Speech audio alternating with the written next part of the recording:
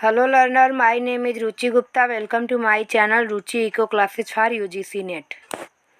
इस वीडियो में हम पब्लिक इकोनॉमिक्स के बारे में पढ़ेंगे क्योंकि ये भी एक यूजीसी नेट के लिए बहुत ही इम्पोर्टेंट पेपर है, जिसमें हम जो है revenue, expenditure, deficit, market failure, externalities, ये सारी चीज़ें जो मार्केट फेलियर, एक्सटर्नलिटीज ये सब हैं, ये इंडियन इकोनॉमी में भी आती हैं, हमारी मैक्रो में भी आती हैं और पब्लिक इकोनॉमिक्स में भी आती हैं। तो ये हमें 3 जगह पढ़नी होती है।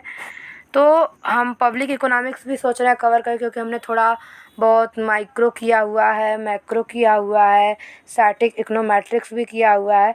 तो हम थोड़ी थोड़ी चीज़ों को कवर करते चल रहे हैं कि सारे सब्जेक्ट होते जाएं इम्पॉर्टेंट। और जैसे ही पेपर्स की डेट आएगी तो मैं सबके जो है इम्पॉर्टेंट टॉपिक के जो है समरी में दूंगी और उससे रिलेटेड क्वेश्चन दूंगी, जिससे कि आपको जो क्वेश्चन जिस तरह से पूछते हैं वैसे आपका कवर हो जाए। ठीक, स्टार्ट करते हैं। तो मार्केट फेलियर बेसिकली होता क्या है? जैसे अगर आप पहले मार्केट फेलियर को समझने से पहले आप मार्केट के स्ट्रक्चर और मार्केट के कि मार्केट सक्सेसफुल या मार्केट मैकेनिज्म इफ़िशिएंट वे से कैसे काम करता है वो जानिए। उसके लिए आपको जैसे कि मोनोपोली और ओलिगोपोली और परफेक्ट कंपटीशन, मोनोपोलिस्टिक कंपटीशन, ठीक, ये सारी चीज़ों को जो है कि हम जो है कि माइक्रो में हम जो है कि मार्केट स्ट्रक्चर में इसको हम पढ़ेंगे। और यहाँ पे मैं आपको समरी बता देती हूँ, वैसे आप इसको जो है बीए और एमए में भी आपने पढ़ा होगा। तो मोनोपोली में जो है कि सिंगल सेलर होता है, ठीक, यहाँ पे कोई भी सब्स्टिट्यूशन, परफेक्ट सब्स्टिट्यूशन नहीं होता, कोई भी नो सब्स्टिट्यूशन बिटवीन गुड, ठीक। यहाँ पे होमोजीनियस प्रोडक्ट की बात ही नहीं होती है, क्योंकि यहाँ पे जो है कि एक यूनिक प्रोडक्ट होता है, क्योंकि एक सिंगल सेलर ही होता है। ओलिगोपॉली में जो है कि फ्यू फॉर्म्स होती हैं, ठीक, और इनका प्रोडक्ट भी जो है यूनिक होता है, एक दूसरे से डिफरेंट होता है, तभी तो ये जो है सेलिंग कास्ट यूज करते हैं, ठीक। परफेक्ट कंपटीशन में होमोजीनियस होता है, यहाँ मेनी फॉर्म्स होती है, यहाँ पे रिस्ट्रिक्शन नहीं होती है, बैरियर नहीं होती है। और मोनोपॉलिस्टिक में भी यहाँ पे बैरियर नहीं होती है, यहाँ पे बैरियर होता है, ठीक। यहाँ पे थोड़े ज़्यादा फॉर्म होते हैं। और ये जो है कि अपने यहाँ पे जो है फॉर्म जो है कि प्रॉफिट को ही ऑप्टिमाइज करने में लगी होती है, मोनोपोली और मोनोपोलिस्टिक में। परफेक्ट में जो है कि इनका जीरो अर्न होता है, ठीक। तो हमारा कौन सा मार्केट जो है परफेक्ट वे में काम करता है, एफिशिएंट वे में काम करता है? अगर आपसे पूछा जाए कि मोनोपोली, मोनोपोलिस्टिक, ओलिगोपोली और जो है कि परफेक्ट कंपटीशन में कौन सा जो है कि मार्केट जो है कि ऑप्टिमाइजेशन या बोल सकते हैं सोशली ऑप्टिमम वे में काम करता है, तो वो हम बोलेंगे परफेक्ट कंपटीशन। क्योंकि यहाँ पे जो है कि ये जो है कि जीरो नॉर्मल प्रॉफिट पे, यानी कि ये जो है कि AR इक्वल्स टू AC पे ही काम करते हैं, और MR इक्वल्स टू MC। इनको जो है कि ये सुपर नॉर्मल प्रॉफिट अर्न करने के इनका मोटिव ही नहीं होता कि ये प्रॉफिट अर्न करे, ठीक। और दूसरा होता है यहाँ पे परफेक्ट सब्स्टिट्यूशन होता है, सिंगल सेलर नहीं होता है, यहाँ पे बायर, यहाँ पे मेनी बायर होते हैं। और ये जो है कि पैरेटो जो परफेक्ट कंपटीशन जो है, ये पैरेटो ऑप्टिमलिटी के कंडीशंस को फुलफिल करता है, ठीक। तो अगर हमें परफेक्ट मार्केट मैकेनिज्म किस तरीके से काम करता है, तो आप मार्केट में देखें, क्योंकि मोनोपोली में जो है कि सेलर मनमानी करते हैं, वो कभी भी किसी से भी उनकी ज़रूरत के अकॉर्डिंग अगर देखें कि अगर उनको ज़्यादा ज़रूरत है वो प्राइस ज़्यादा चार्ज करते हैं और कहीं पे कम चार्ज करते हैं। तो ये सारी चीज़ें वहाँ पे डिस्क्रिमिनेशन वो करते रहते हैं, ठीक। लेकिन परफेक्ट कंपटीशन में कहीं भी कुछ भी वो प्राइस सेम ही रहता है, क्योंकि वो प्राइस सेलर नहीं, वो वहाँ पे जो बड़ी बड़ी जो इंडस्ट्री होती है, यानी कि फॉर्म होती है, जो सबसे बड़ी फॉर्म होती है, जो मिल के वो डिसाइड करते हैं, और वो जो है कि वेलफेयर या ऑप्टिमाइजेशन पे काम करते हैं, जहाँ पे हमारा ऑप्टिमम जो है कि आउटपुट प्रोड्यूस हो। और ये तो यहाँ पे ये करते हैं, ठीक। तो हमारा जो परफेक्ट कंपटीशन वाली जो मार्केट स्ट्रक्चर होती है, ये हमारा एफिशिएंट वे में काम करती है। अगर हम ये बोले कि मार्केट मैकेनिज्म सबसे ज़्यादा सक्सेसफुल कौन से मार्केट स्ट्रक्चर में होता है, तो ये होता है हमारा परफेक्ट कंपटीशन में ही होता है। मैंने ये आपको इसलिए बताया क्योंकि आपको मार्केट फेलियर से को पहले समझने से पहले अगर आप मार्केट स्ट्रक्चर को पढ़ें तो आप आसानी से समझ जाएंगे कि मार्केट फेलियर कहता क्या है।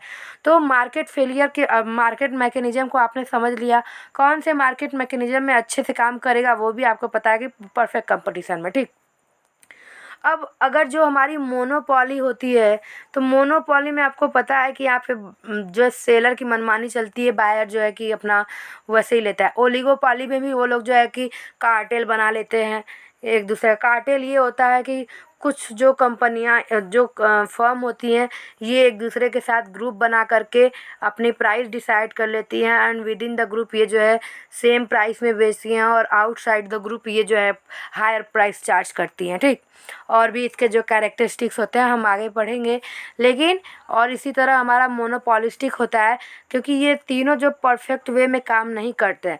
ठीक, तो यहाँ पे हमारा जब मार्केट फेलियर कब होगा, जब हमारा जो है परफेक्ट कंपटीशन में मार्केट मैकेनिज्म काम नहीं कर रहा होगा तब मार्केट फेलियर होगा। क्योंकि परफेक्ट कंपटीशन में हम जो है कि बायर को जो है तवज्जो देते हैं, सेलर को नहीं, और मोनोपॉली में हम सेलर को देते हैं। तो यहाँ पे देखिए दिया है the market mechanism happens to be the most efficient way to allocate resources. तो हमारा परफेक्ट कंपटीशन में क्या होता है कि वहाँ पे रिसोर्स एलोकेशन अच्छी तरीके से होता है, तभी तो वो जो है पैरेटो ऑप्टिमलिटी के कंडीशंस को फुलफिल करता है। क्योंकि वहाँ पे resource allocation Pareto optimality condition क्या करता है कि अगर हम किसी भी पर्सन के जो है कि उसके वेलफेयर को इंक्रीज करते हैं तो उससे किसी दूसरे पर्सन की वेलफेयर में डिक्रीज नहीं होना चाहिए। अगर दूसरे पर्सन का वेलफेयर इंक्रीज नहीं हो रहा है तो डिक्रीज भी नहीं होना चाहिए। अगर ये कंडीशन फुलफिल होती है तो वो पैरेटो ऑप्टिमलिटी कंडीशन होती है। ये तब होगा जब हमारी रिसोर्स एलोकेशन प्रॉपर होगी to carry out the production consumption and investment. क्योंकि रिसोर्स एलोकेशन से ही हमारा प्रोडक्शन कंजप्शन इन्वेस्टमेंट होता है।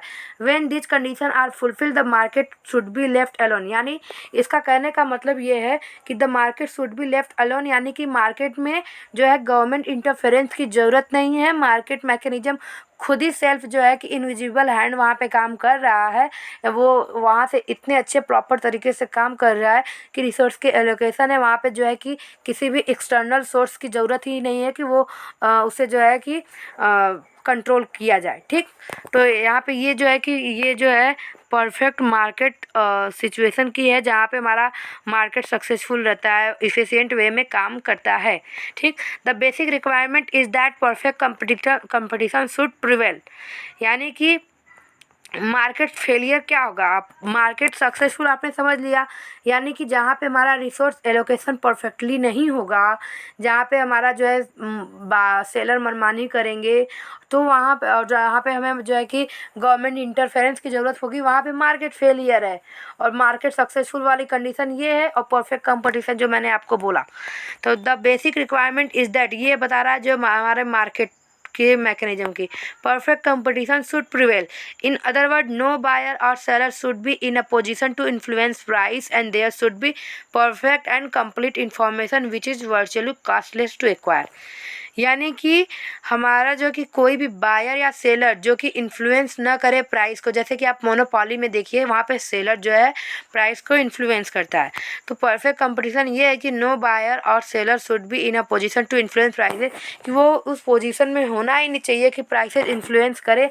There should be a perfect and complete information, यानी कि बायर और सेलर को दोनों को जो है कंप्लीट इन्फॉर्मेशन होनी चाहिए जो, और वो इन्फॉर्मेशन जो है कॉस्टलेस होनी चाहिए। ठीक, another requirement is there are no externalities. ठीक, अभी मैंने प्रीवियस वीडियो कराया हुआ है इन्वायरमेंटल इकोनॉमिक्स की, उसमें भी मैंने एक्सटर्निटीज़ की जो है कि टॉपिक पूरे कवर नहीं करा कि पूरा टॉपिक क्या किस तरीके से होता है, लेकिन उसमें मैंने निगेटिव और पॉजिटिव और उसके जो है एग्जाम्पल एक्सटर्निटीज़ के बताएं। ठीक, तो मैं यहाँ पे आपको शॉर्ट में बता देती हूँ।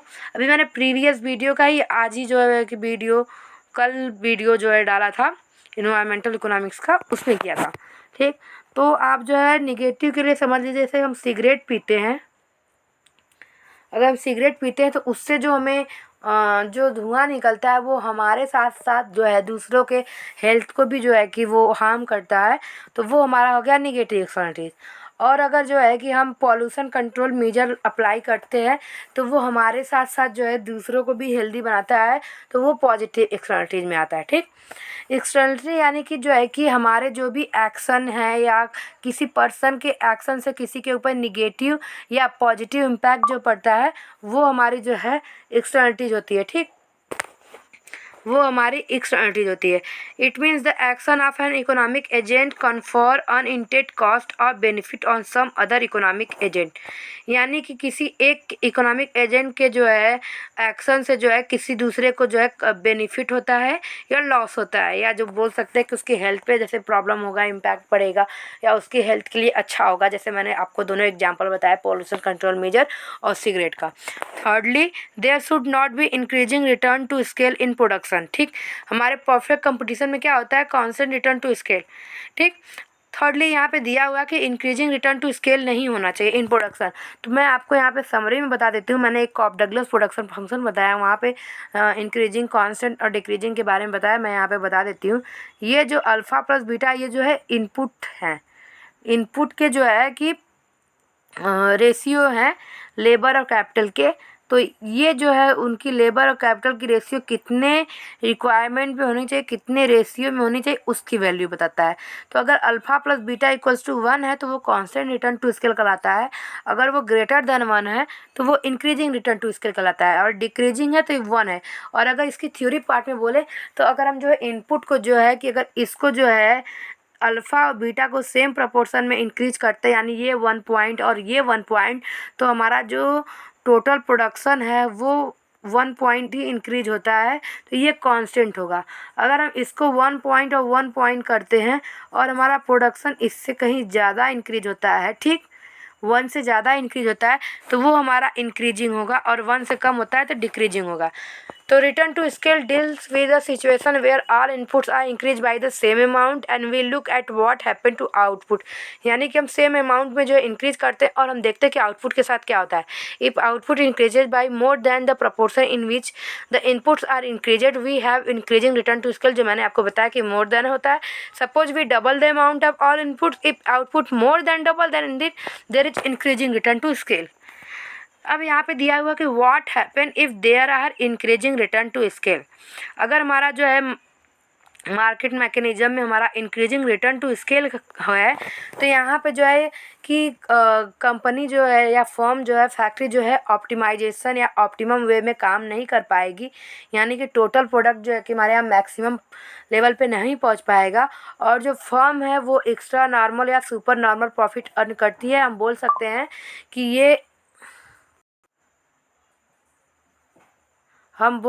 हैं कि ये मोनोपोली में होता है कि यहाँ पे जो है इंक्रीजिंग रिटर्न टू स्केल होता है, क्योंकि यहाँ पे कंपनियाँ जो है सुपर नॉर्मल प्रॉफिट अर्न करती हैं।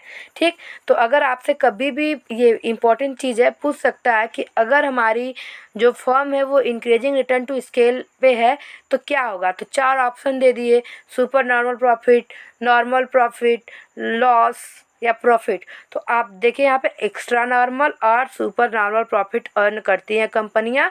और दूसरा ये है कि total product is not exhausted, यानी आप देखिए even after all input have been paid their remuneration equal, यानी कि अपने पेड के अकॉर्डिंग या मार्जिनल प्रोडक्ट के अकॉर्डिंग उनको पेड किया जाता है।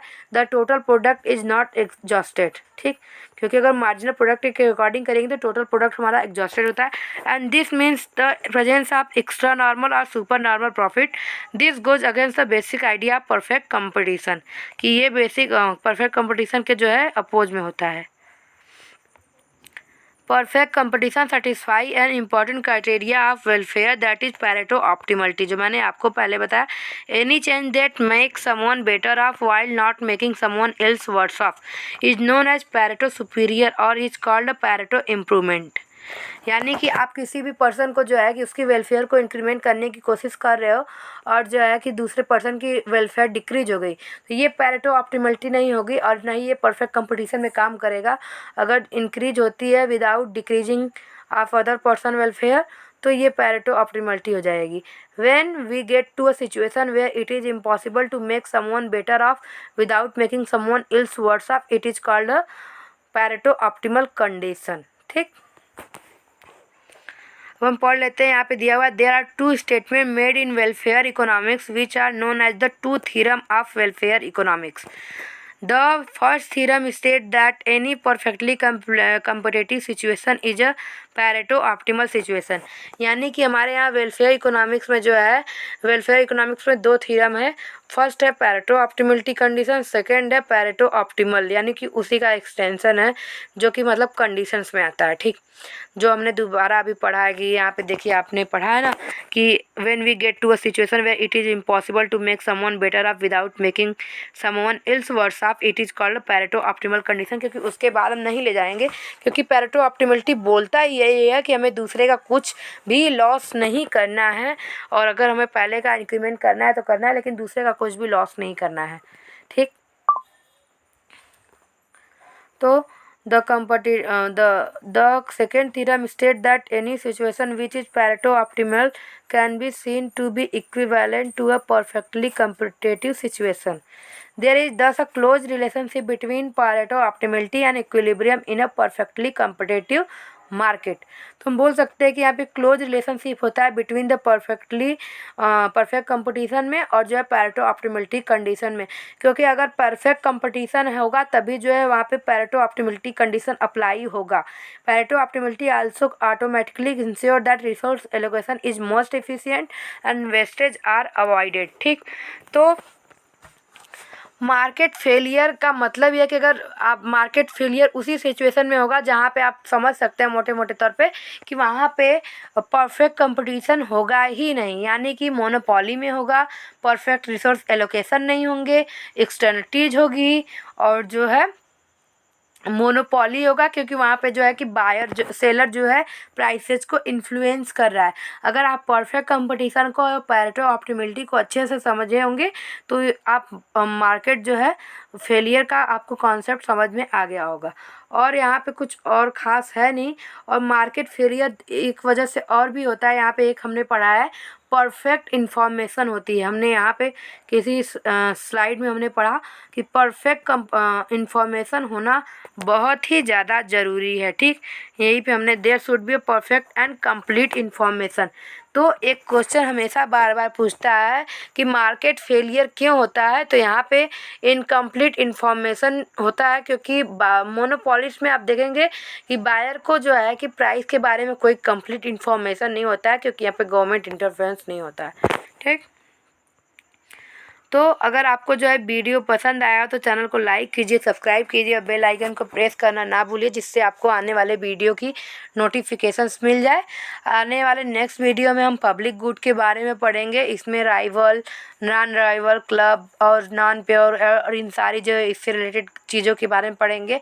और आगे चल के हम जो है रेवेन्यू और एक्सपेंडिचर जो पब्लिक इकोनॉमिक्स के पूरे टॉपिक को कवर करेंगे। तो आप वीडियो देखते रहिए। Thank you so much.